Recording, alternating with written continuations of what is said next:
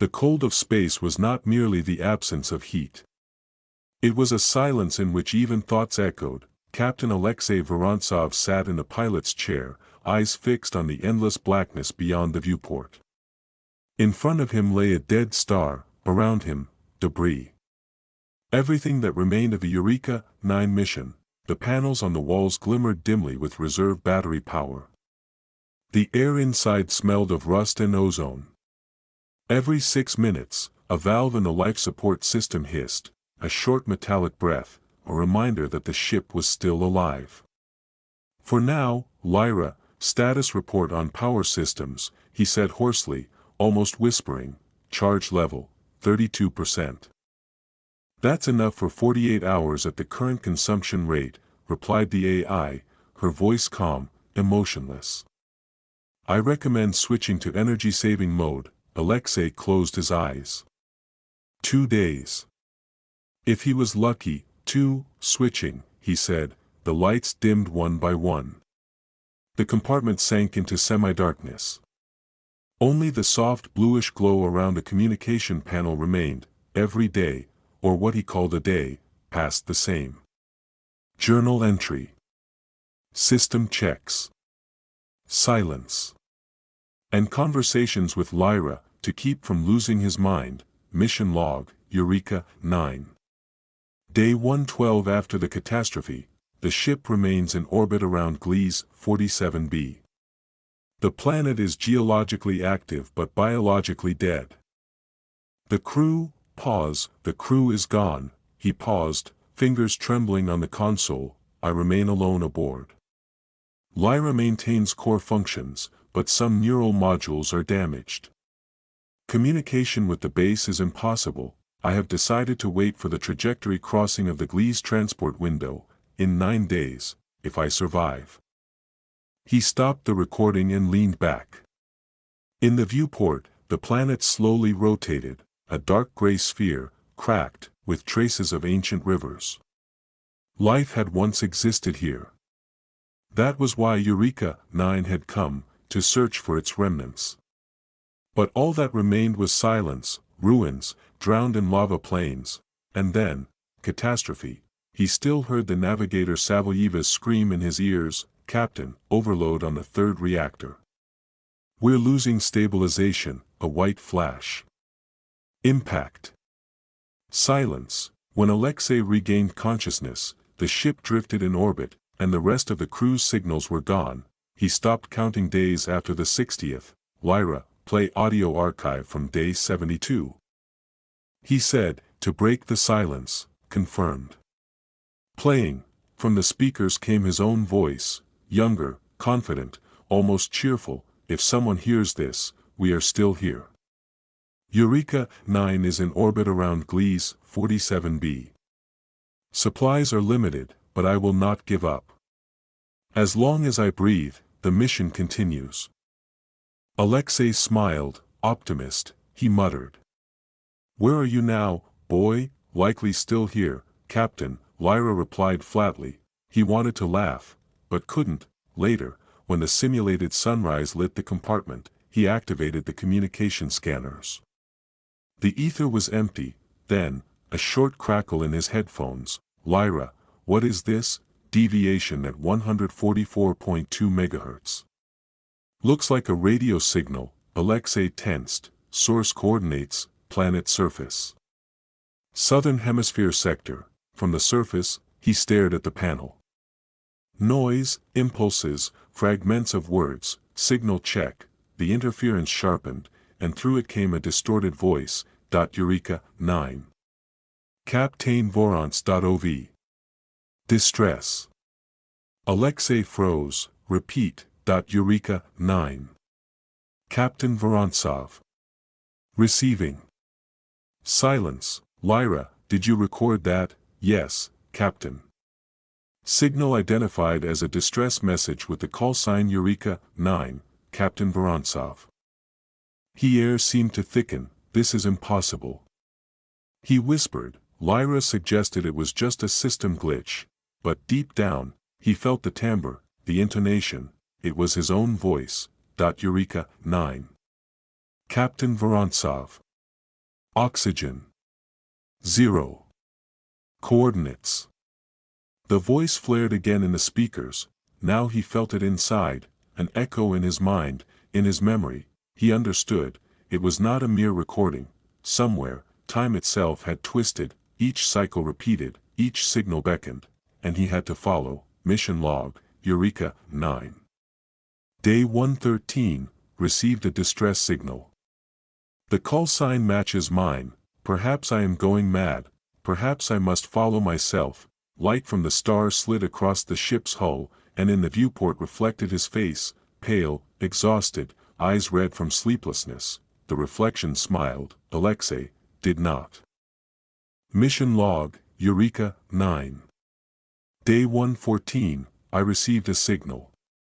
I will investigate it personally. If it is an error, let it be the last one. If not, maybe I am not alone. Alexei stood by the airlock, checking his helmet. His hands trembled, not from fear, but from the cold. Air inside the ship was thinning, and the batteries were running low. Death in orbit was quiet and colorless. On the planet below, at least there was gravity, wind, something alive, even if hostile. Lyra spoke evenly, but the pauses in her voice carried a shadow of concern. Captain, you are not required to do this. Probability of a successful return is less than 3%, that's more than 0. Alexei replied. And I will not leave a signal unanswered. Whoever sent it, Captain, it may be a trap, perhaps. He nodded. Or maybe I am sending a signal to myself, from another edge of this hole in time. Then I must know how it ends. He closed his visor. His reflection in the helmet, pale, exhausted, shadowed under the eyes, looked back at him like a stranger. The descent began in complete darkness. The planet beneath flared with faint light from atmospheric discharges. Dust clouds glowed with a greenish phosphorescence, as if alive. Altitude, 10 kilometers, Lyra reported. Temperature, -42. Oxygen, 11%. Breathable. But limited. Alexei gritted his teeth. It will be fine, Lyra, he said softly. If something goes wrong, shut down. Don't wait for me, Captain. I cannot follow commands that contradict the crew's survival protocol. Then just remember that I tried. There was no response. Communication cut out amid the roaring plasma. The capsule entered the atmosphere. Thunder. Light, flames. Outside, a storm raged, not wind, but a solid wall of sand, sparks, and acidic rain. Gravity pressed into the seat. For a moment, through the viewport, he glimpsed the shadows of enormous structures, stone arches, remnants of something ancient, like the bones of a civilization, maybe just mountains. The thought flickered. But he knew, no. The capsule struck the surface, everything fell silent. Alexei unclipped his harness and rose. Gray mist of phosphorescent dust swirled around his feet. Each step rang metallically, as if the ground itself trembled. Lyra. Receiving. But there was no answer. The first few kilometers he walked cautiously, wary of every movement. The signal came from the south. His footsteps left deep impressions in the ash that cut his lungs. Then, after 2 hours, he saw wreckage. At first, a piece of a hull. Then a panel with the faded inscription Eureka, 9, but it wasn't his ship. Not the one in orbit. The metal looked as if it had lain here for decades, oxidized, cracked. Panels damaged by time. Alexei stepped closer. The logo, the same. The number, the same. Even the damage, identical. His heart skipped. Impossible. He whispered. He opened the emergency hatch. The hinges creaked. Inside, dust, rust, cracks from pressure. On the wall, a faded plate. Eureka, 9. Captain Vorontsov A.M. He ran his hand over the letters. Metal cold, rough. Reality felt thin.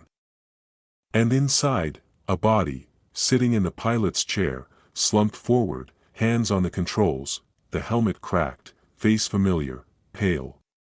desiccated. His own, the world froze, his heart pounded like a foreign drum. He knelt carefully. No, no. He exhaled, fingers touched the helmet glass, a plate on the chest read, Vorontsov AM, on the wrist, an identical bracelet, on the chest, an old mission log. He opened it. The cover fell apart, in familiar handwriting, mission log, Eureka, 9. Day 114. He opened the first page. I received a signal. Investigating personally. If it is an error, let it be the last one. The wind blew through the wreckage, like a whisper. Eureka, 9. Captain Vorontsov. Oxygen. 0. The signal cut through the air again. Now he felt it within, an echo in his head, in his memory. He understood, this was not just a record. The core of time forced him to repeat the path, again and again, each death, each signal, a loop, mission log, Eureka, 9. Day 115, I have found the source of the signal. It is me. I do not know if it is a time error, a reflection, or punishment, but now I know, the signal does not save. It calls, and I am no longer sure who came first. Mission log, Eureka, 9. Day 116, I have found myself. But it seems this is not yet the end. The signal does not cease. It calls deeper. Perhaps I have not yet reached the source. Alexei stood over his own body, the one in the pilot's chair among the wreckage. In his headphones, a crackle flared. The signal came alive, short pulses, his voice, familiar, yet foreign, Lyra. The source of the signal has been located, said the AI, flat and calm, where, deep inside the planet. An old research station registered as Eureka 1, Eureka 1. He gasped. Why is there nothing about it in the archives? The archives contain no records. The mission disappeared long before Eureka 9. Alexei exhaled. The surface beneath him trembled with the constant wind. Fine, Lyra. Raise the landing module hatch. I'm going down. The descent took him through narrow tunnels, where ancient mechanisms rusted under centuries of dust. The air was heavy, unpredictable. The clocks on his suit began to lag, then accelerate, sometimes freezing altogether. Lyra. The timer is acting crazy, he whispered. Not a malfunction, Captain. Space here is severely distorted. We are approaching the core of the anomaly. Alexei's footsteps echoed off the metallic walls, like reverberations of all his previous steps. At the end of the descent, he entered a vast chamber. The ceiling vanished into darkness. At the center, an anti-gravity core, pulsing with light, shifting from blue to white. Each pulse resonated through his body, as if the planet itself were breathing. Lyra. This. Alexei said, voice trembling. Identification, anti-gravity core, a stabilizer for the planet's space-time field. It creates a time loop. Each cycle restarts events to save the crew and the ship. Alexei understood everything. He had always been here. Each time he caught the signal, he descended, found himself, and repeated the path. The core reacted to his presence. Pulses quickened, air trembled. The signal burst again, now inside his mind. Eureka 9. Captain Vorontsov. Oxygen. It was not a recording, it was a time machine, trying to save him, repeating death again and again. Lyra. If I destroy the core. His voice shook. The loop will stop, Captain. But you will not return, and if I leave it running, you will remain alive. In the loop. Forever. Alexei took a deep breath. I have a choice between eternity and the end. Captain, you are not required. No, Lyra. I am required. Someone must break the cycle. He approached the core, connecting the energy cell to its console. Lyra, send the signal to the universe. 1. Only one. What signal? Mine. The one that everyone else heard. Warren, Do not descend. Loop. Eureka is lost. Acknowledged. Signal being transmitted, the core's light enveloped him completely, time froze. At the last moment, Lyra spoke, signal sent. Captain. Thank you. Alexei felt his entire body merge with the light. Mission log, Eureka, 9. Final entry, the signal is not a call for help. It is a warning, if anyone hears this. Do not descend, do not repeat my path. In orbit, a fragment of Eureka, 9 caught a brief impulse. Call sign, Eureka, 9. Warning. 143 years passed, humanity had changed, but it never stopped listening to the cosmos. Far at the edge of the Gliese system, through layers of interstellar dust, the old telescope Odyssey picked up a faint pulse. 3 short, 2 long, 3 short, a standard distress pattern, coordinates, Gliese 47b. The signal had been distorted by cosmic noise, but part of the message survived. The neural system of the station decoded it. A phrase appeared on the screen. Do not descend. Loop. Eureka is lost. Commander Elena Koval stood in the observation hall, staring at a hologram of old missions. The archives listed 8 Eurekas. The first vanished without a trace. The 9th perished in orbit around Gliese 47b. The rest never launched, but this signal was new. The energy trail indicated it had just arrived. How is this possible? She asked the operator. The source should have been destroyed over a century ago, he replied. Yet the temporal marker shows the signal passed through a warped field, a warped field. Koval whispered. As if time itself is warning us. She stared at the dim display, numbers, distorted coordinates, fragments of audio, that I understood. The signal is not a call for help. The voice was male, faint, broken, a name could be partially recognized, C.Pt. ein V. Vorontsov. Koval felt a chill run down her spine, as if someone were watching. Archive it in the central records, she said. Access code, Helios Alpha. Done, replied the operator, and informed the council. No mission must approach Gliese 47b. Ever. Night fell. The Odyssey station lay in silence. Above the dome, the planet, a gray sphere amid the muted starfield. Yet, deep in the cosmic noise, a new flare pulsed, short, like a single breath. Eureka, 9. Captain Vorontsov. Receiving. The operator didn't notice. The system considered it a repeat. It vanished, like a shadow. Mission log, Eureka, 1. Date unknown. We found the source. It seems this is a cycle, created by the planet itself, if anyone reads these lines. Perhaps we are all merely echoes of one another. In orbit around Gliese 47b, among the dust, a faint metallic fragment shimmered, catching the starlight. It gleamed briefly, as if someone blinked through time. Faded letters were still visible. Eureka, 9.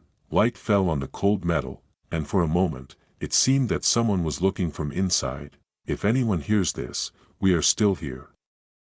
Eureka, 9. The mission continues. Silence filled the observation hall. Elena Koval stood staring at the screen. The signal had reached Earth. Then, it faded, but now she knew. Someone, somewhere, long ago, had already paid the highest price for knowing the truth. And perhaps, deep within Gliese 47b, amidst eternal storms, the loops of time threatened no one else. The star's light glided across the cold metal, and the planet, it seemed, remained silent.